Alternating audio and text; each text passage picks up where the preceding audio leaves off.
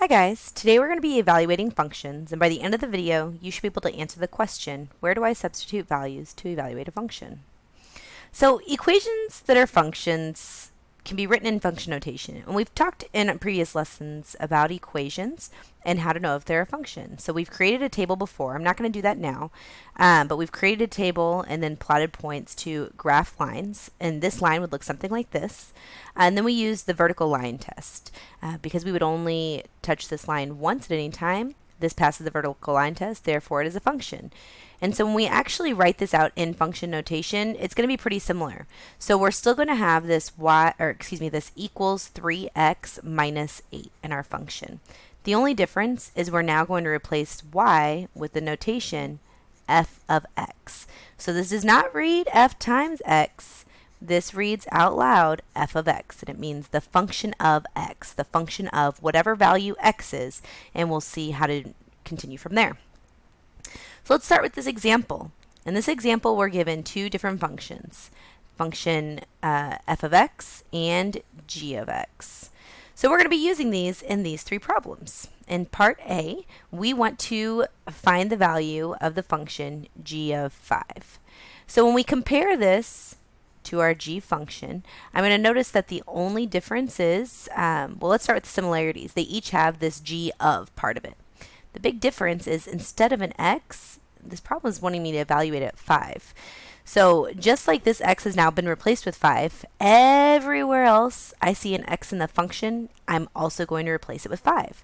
So what we're going to have here instead is g of 5, again, not g times 5, equals 5 to the second power minus 4.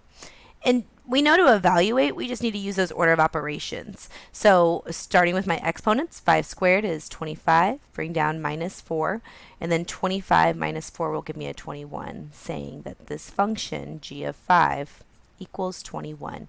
Or in other words, when x is 5, the y value is 21. Let's try our next function. I see it's my function f, so I'll be using f of x, and this time instead of x I'll replace it with this binomial a plus 1. So what I'll have is f of a plus 1 equals negative 6 times my x value, which is again a plus 1, and then don't forget this plus 7 at the end. So we know to simplify, we want to start with distributing, so we're going to multiply that negative 6 through to get a negative 6 negative 6a minus 6, and then we need to bring down this plus 7. After we combine like terms, we'll have negative 6a plus 1 is equal to our function a plus 1.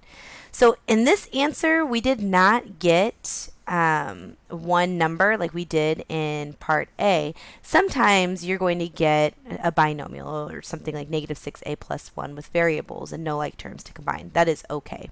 So let's finish out with this last g function. This time, the big difference I notice is it has this plus 1 at the end. So just like the plus 1 is outside the parentheses, not a part of the x, we're just going to tack that plus 1 onto the end of our function when we plug in negative 4t for x.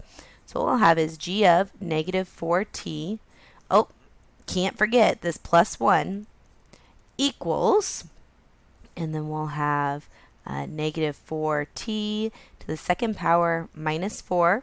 Following order of operations, start with those exponents. Oh, I actually forgot something.